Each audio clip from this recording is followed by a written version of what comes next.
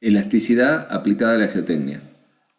Vamos a ver primero en qué tipo de casos nos viene bien utilizar la teoría de elasticidad en el suelo. Como habíamos visto en algún momento, el suelo era un material elastoplástico, donde al principio en su deformación presentaba una deformación elástica que rápidamente empezaba a transformarse en deformación plástica, o sea, irrecuperable. Entonces, para poder asumir que el suelo es elástico, es muy importante que las deformaciones asociadas al problema que estamos estudiando sean bajas. Entonces lo podemos analizar como un material elástico solamente. Entonces, ¿en qué tipo de problemas las deformaciones son muy bajas? Bueno, problemas donde estemos estudiando propagación de ondas, donde las tensiones implicadas son muy bajas y por lo tanto las deformaciones también. Fundaciones con cargas de servicio, vibraciones de máquinas. Estamos estudiando problemas donde las tensiones van a estar relativamente alejadas de las tensiones que produzcan la falla. Carga lateral de pilotes, tensiones alrededor de los túneles, y en este caso, por ejemplo, en las esquinas ya empezamos a tener deformaciones importantes y plastificación. Entonces esto ya se estudia analizando el suelo como un modelo elastoplástico, porque las deformaciones serán importantes, las tensiones son importantes, y entonces ya no estoy puramente en una situación elástica del material. Si analizamos un material elástico en una sola dirección, como podría ser el ensayo que hacíamos de la barra de acero, el ensayo de tracción de la barra de acero, bueno, obtenemos una recta, si es elástico y lineal. La ecuación que manejamos para la elasticidad en una sola dirección es sigma igual a E por epsilon, donde era el módulo de Young. O sea, es una recta con pendiente E en un diagrama sigma epsilon. También manejábamos otro coeficiente, que era el coeficiente de Poisson, que nos relacionaba las deformaciones en la dirección que yo estaba ejerciendo la tracción con la deformación en la dirección radial. Entonces, si yo en una barra de acero la estaba estirando, la estaba sometiendo a tracción, en la otra dirección también había una deformación que era radial. Entonces, si la barra de acero se estiraba, en algún lugar la barra se achicaba radialmente. Esa relación entre deformación longitudinal y transversal era el coeficiente de Poisson. Bueno, y acá también definíamos la energía elástica almacenada, que era el área de este triángulo. Si ahora queremos analizar el problema en 3 dimensiones, como sería el caso del suelo, la ley de Hooke que vimos recientemente para una sola dimensión se transforma en varias ecuaciones que relacionan tensiones y deformaciones. Y aparecen nuevos módulos elásticos, como ser el coeficiente K, que es el módulo de compresibilidad que relaciona deformaciones volumétricas del material con presiones promedio normales que recibe el material. Y el módulo de corte G, que relaciona tensiones tangenciales con distorsiones. Entonces, si analizamos un problema en 2 dimensiones, vamos a tener varias ecuaciones que están escritas acá de manera tensorial, donde las tensiones están relacionadas con la tensión inicial que tenía el material en sus distintos componentes, más la variación de tensiones por culpa de la deformación que se le incrementa. Como el trabajo de deformación debe ser positivo, aparecen restricciones a los parámetros elásticos que se deben cumplir, que son que el módulo de compresibilidad debe ser positivo y el módulo de corte también. Todos estos parámetros elásticos están relacionados entre sí y podemos elegir con cuáles nos queda más cómodo trabajar. Entonces acá están representadas las relaciones entre el módulo de corte y el módulo de Young y el coeficiente de Poisson, entre el módulo de compresibilidad, el módulo de Young y el coeficiente de Poisson, y otra más que es la del módulo edométrico que no definimos aún, que es el módulo de elasticidad en una situación edométrica.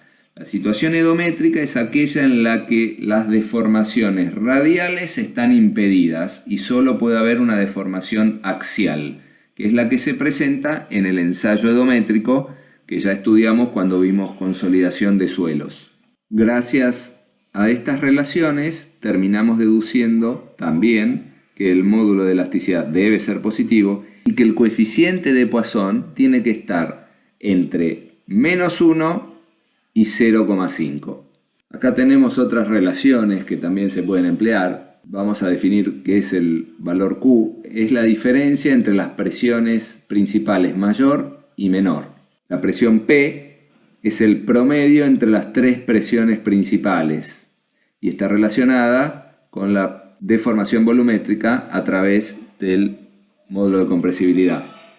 Un material elástico puede ser isotrópico, quiere decir que tiene las mismas propiedades en todas las direcciones, o puede ser ortotrópico, y en este caso las propiedades varían en función de la dirección que estudiemos, como puede ser en la madera. No es lo mismo analizar las deformaciones radiales que tangenciales a la beta o longitudinales en el sentido de la fibra. La madera es un material ortotrópico y pasa lo mismo con rocas sedimentarias, donde la roca se formó a través de deposición de distintos materiales que se sedimentaron en general de arriba hacia abajo y generando capas. Entonces no son las mismas las propiedades si analizamos perpendicular a esa generación de capas que si lo analizamos paralelo a las capas. Y después pueden haber materiales anisotrópicos que tienen distintas propiedades, pero las direcciones principales no están definidas, como puede ser en el caso de algunas rocas metamórficas. Un modelo de elasticidad lineal ortotrópico es muy útil para analizar el comportamiento de un material estratificado, como por ejemplo podría ser un macizo rocoso en el cual tenemos diaclasas, o sea, discontinuidades, y eso nos define los estratos que generados y además podemos analizar en distintas direcciones los módulos de elasticidad correspondientes. En este caso tendríamos relacionadas las tensiones con las tensiones iniciales más el incremento de tensiones que está definido por una matriz de rigidez que tenemos acá abajo por la deformación que se le agrega al material. Este es un modelo de calibración más sencilla en el cual se introduce un parámetro alfa que relaciona los módulos de elasticidad en dos direcciones principales. Esta es una curva típica tensión-deformación que sucede en un suelo. Tenemos una primera parte que es elástica y luego empezamos a tener deformaciones plásticas. Entonces, para poder aplicar la teoría de la elasticidad en los suelos, es necesario que el problema esté sucediendo en un rango de bajas deformaciones donde podamos decir que el material es elástico. ¿Eso cuándo pasa? Bueno, cuando las tensiones que le aplicamos al suelo son muy bajas respecto de las tensiones que harían entrar en la falla. O, por ejemplo, cuando estamos trabajando sobre suelos consolidados, en donde no hay deformaciones plásticas por compresión. Vamos a ver ahora el problema que resolvió Boussinesq para determinar las tensiones en un punto cualquiera de un espacio semi-infinito elástico y lineal. Esas son las hipótesis que adoptó Boussinesq. Entonces, dada una carga puntual en un semiespacio, o sea, de acá para arriba no hay nada, de acá para abajo es infinito y es este material elástico lineal, en cualquier punto de esta masa, dada por una profundidad y por un radio respecto de la vertical, puedo determinar las tensiones que van a actuar en este elemento, como una tensión en la dirección vertical, una tensión en la dirección tangencial al círculo que se forma con centro en este punto, y una dirección radial. Y esto lo resolvió Boussinesq, y acá están las ecuaciones de todas esas tensiones en todas las direcciones. Lo que podemos ver es, si acá graficamos variando la profundidad, qué pasa con delta sigma z, bueno, vemos que cuando estamos cerca de la superficie, justo abajo de la carga, tenemos un valor que tiende a infinito, y a medida que vamos bajando, esa presión va bajando, porque cada vez se va disipando en un volumen mayor, en un volumen de suelo mayor. Ahora, si lo que hacemos es mirar para distintas profundidades, nos vamos corriendo, aumentando R, bueno, lo tenemos graficado acá. Entonces, en la primera profundidad tenemos un valor importante justo debajo de la carga que se va disipando en la medida que me alejo. Si bajo la profundidad, el valor sigma z me disminuye por efecto de la profundidad, y si me voy alejando de la vertical, también va disminuyendo porque la influencia de esa carga va bajando. Y así, si seguimos bajando, cada vez se nos reduce la influencia de la carga. Entonces, resuelto este problema de la influencia en cualquier lugar del espacio por una carga puntual, si quisiéramos resolverlo para una base de determinada forma, lo que tendremos que hacer es integrar esas ecuaciones que vimos recién en una determinada superficie que sea la superficie de la base que está acá arriba. Esto es justamente lo que vamos a ver a continuación, que es lo que pasa debajo de una base, de una zapata. Las zapatas son sistemas de fundación superficiales, es decir, transmiten la carga de una estructura a muy poca profundidad, y por eso decimos que es como si la transmitieran en la superficie del terreno. Y pueden ser ya sea una base de dimensiones 2×3, bueno, pequeñas dimensiones con formas cuadradas o rectangulares, o pueden ser vigas de fundación, puede ser algo que tiene un largo importante respecto del ancho y en el que van cayendo distintas columnas o tal vez un muro continuo, un muro portante. Inclusive eventualmente pueden llegar a ser anillos de fundación. Cuando queremos determinar las presiones del terreno debajo de una base, ahora ya empieza a tener importancia la interrelación entre la base y el suelo.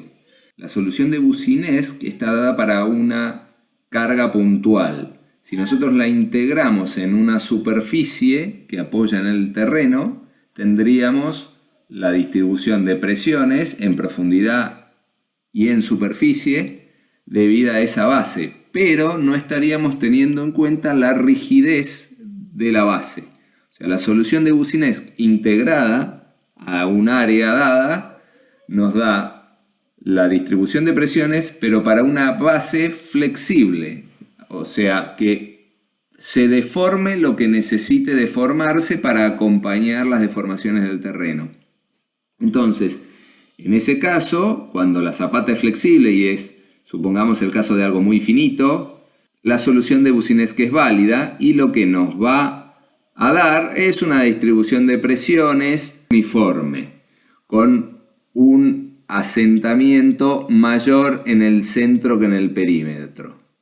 Sin embargo, cuando la zapata es rígida, supongamos algo de mucho espesor acá, imaginemos una losa de 1 metro de altura de hormigón armado, entonces ahora los asentamientos son constantes, son todos iguales porque la base no se va a deformar. Entonces en el centro vamos a tener menores presiones que en los bordes. Acá vemos lo que pasa debajo de zapatas rígidas, en el primer caso, considerando el suelo absolutamente elástico. Esta sería la solución de Boussinesq. Ahora, si lo analizamos, ¿qué pasa en los suelos? Bueno, en las arcillas el resultado que tenemos es muy similar al del material elástico, donde tenemos presiones mayores en el perímetro que en el centro. Esto se debe, como dijimos hace un rato, a que al ser rígida la zapata va a bajar de una manera constante, va a bajar todo lo mismo. Y esto va a hacer que las presiones en el perímetro sean mayores que en el centro, ya que si la zapata fuera flexible, bajaría más el centro que los bordes. Entonces, yo tendría un valor mayor en el centro, pero como baja menos que lo que tendría que bajar, yo tengo menos presión en el centro. Y al revés, en el perímetro baja más que lo que hubiese bajado si fuera flexible y por eso tengo más presión en el perímetro. En las arenas la forma es bastante distinta. Tengo gran presión en el centro y cero presión en los bordes. Y esto se debe a que la rigidez de una arena que no tiene confinamiento es nula. O sea, en el centro, debajo de la base, yo tengo una gran presión, que es la presión de contacto que transmite la base, y hacia los costados la arena está confinada por el mismo suelo que está alrededor. Una gran rigidez de este material que está bien confinado. En cambio, en el borde, si agarramos una partícula que esté acá, bueno, de un lado tengo una fuerte presión vertical y del otro lado nada. Entonces, este material no está bien confinado. Entonces, si no está bien confinado, tiene poca rigidez, poco módulo de elasticidad. Y entonces puede tomar poca carga. Acá vemos las diferencias entre presiones de contacto de suelos con cohesión, como sería arcillas limos, suelos finos, con suelos sin cohesión, suelos granulares, gravas, arenas. Como ya habíamos visto antes, este sería el caso de una base flexible en un suelo fino, donde los asentamientos son distintos y las presiones de contacto son iguales, y baja más el centro que los bordes. En ese mismo suelo, en una base rígida, detectamos que las presiones son superiores en el perímetro que en el centro, porque los asentamientos son todos iguales. Si el suelo es un suelo grueso y en una base rígida, vimos recientemente, los asentamientos son iguales, pero tengo más presión en el centro que en el perímetro por el poco confinamiento del suelo que tengo en el perímetro respecto del que tengo adentro, y entonces acá adentro tengo un módulo de elasticidad mayor que el de acá, y entonces toma más presión el suelo del centro que del perímetro. En cambio, si la base es flexible en el suelo granular, los asentamientos van a ser distintos, y entonces el suelo del centro, cuyo módulo de elasticidad es más grande que el del perímetro, se asentará menos que el del perímetro, donde el módulo de elasticidad es más chico. Y las tensiones de contacto son uniformes. Acá tenemos graficada la solución de Boussinesq para distintas áreas, ya sea circular, cuadrada o lineal, para distintas profundidades y distintas distancias a la vertical que pasa por el centro de esas bases.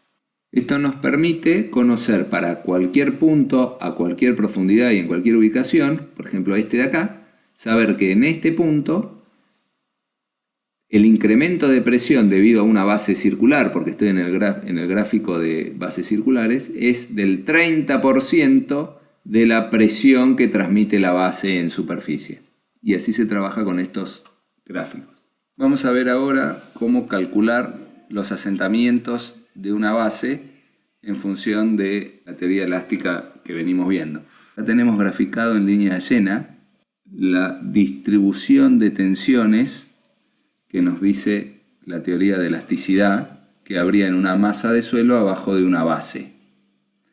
En líneas punteadas tenemos las observaciones que se hicieron sobre ensayos sobre bases reales. Y la línea punteada azul es una envolvente de ecuación simplificada como para realizar los cálculos. Entonces el método de Schmermann implica integrar las deformaciones que se van a producir en profundidad originadas por una distribución de tensiones de esta forma, de forma triangular, con esta línea punteada azul. Entonces, yendo a la aplicación del método en sí, decimos que el asentamiento va a ser igual a una serie de coeficientes que están acá abajo, que tienen en cuenta la profundidad de la base. El sigma ZD es la presión de tapada del suelo en el plano de fundación. Si la base está a 1 metro de profundidad, sigma ZD será la presión efectiva a 1 metro de profundidad. El coeficiente C2 tiene en cuenta el tiempo en el que se produce el asentamiento y el coeficiente C3 tiene en cuenta la relación de lados de la base. Entonces, estos coeficientes corrigen los asentamientos producidos por una carga Q a una determinada profundidad. Entonces acá entra la presión efectiva en el plano de fundación. Y además tiene en cuenta que se puede dividir en una determinada cantidad de estratos, esto para tener en cuenta suelos distintos. Y entonces se hace la suma en todos los estratos de este coeficiente IZ, que es qué porción de la presión que transmite la base llega a cada profundidad. Y es lo que obtenemos de este gráfico. Estos son los coeficientes IZ. Y acá está dada la ecuación de esta envolvente azul. Ya sea que Z sea menor que la mitad de la base, tiene esta ecuación, y si es más grande, es esto.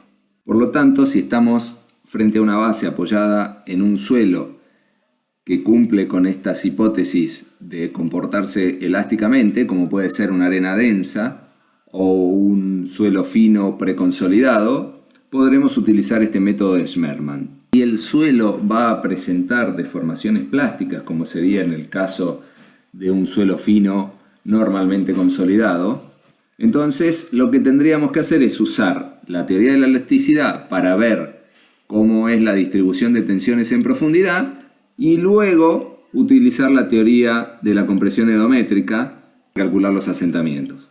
Vamos a introducir ahora el coeficiente de reacción de la subrasante. Para determinarlo se suele hacer un ensayo de placa que transmite una determinada presión al terreno y se miden las deformaciones producidas. Se suele hacer un ensayo con una placa cuadrada de 1 pie de lado.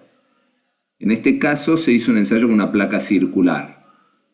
Entonces se define el coeficiente de reacción de subrasante, K sub S, como la relación entre la presión transmitida por la placa y la deformación, el asentamiento que se produce. Luego hay una serie de fórmulas que sirven para transformar el coeficiente de reacción de subrasante del ensayo que se usó o de la pequeña placa que se usó al tamaño de la base de nuestro problema. Al momento de resolver una viga de fundación o una platea, que es una losa apoyada en el suelo, solemos considerar estos elementos como flexibles, quiere decir que van a intentar copiar las deformaciones que se produzcan en el terreno.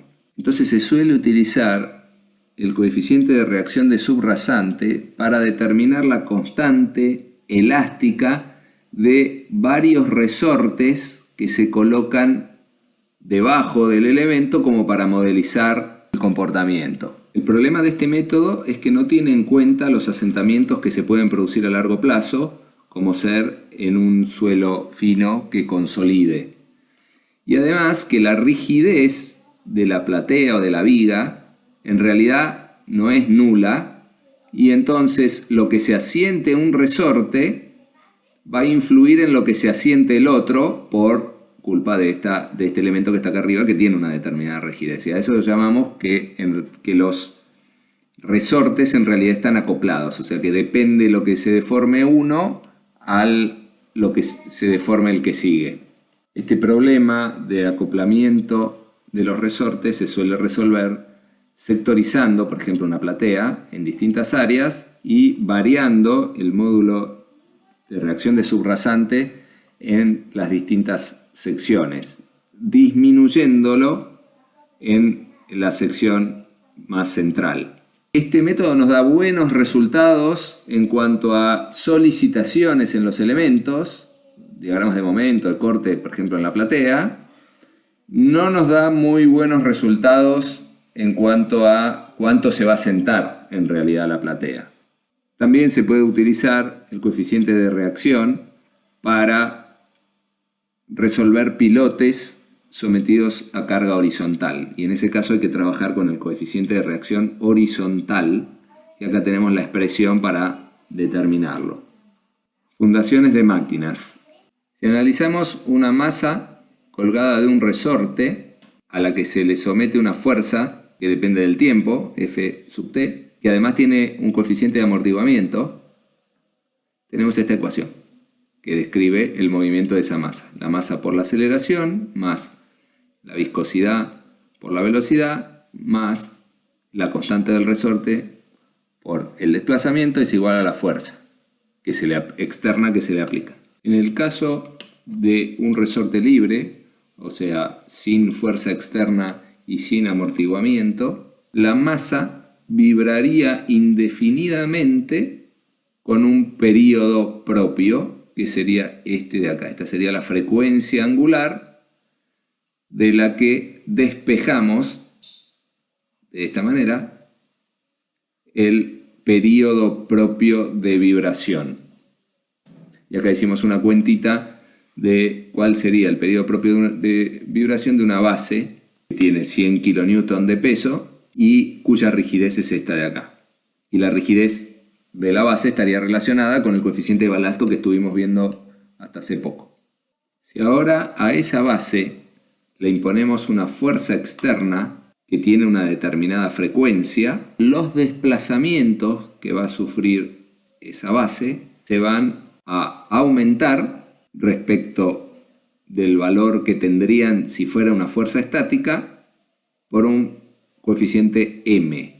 Este coeficiente m lo tenemos acá graficado y depende del amortiguamiento que tenga el sistema. En el caso de un amortiguamiento nulo, tendríamos esta curva azul. Y querría decir que si la frecuencia de la carga exterior coincide con la frecuencia propia de la base, o sea, tenemos acá un 1, acá tenemos la relación entre los períodos propios del sistema y de la carga exterior, si esto es 1, nuestro desplazamiento tendería a infinito. Estamos en el caso de la resonancia. Ahora, los suelos en realidad disipan energía al tener movimientos cíclicos y entonces hay un factor de amortiguamiento D que no es nulo y entonces acá tendríamos que elegir alguna de estas otras curvas en función de cuánto sea ese factor D. Y entonces el coeficiente M baja y entonces los desplazamientos que tendríamos serían mucho menos importantes.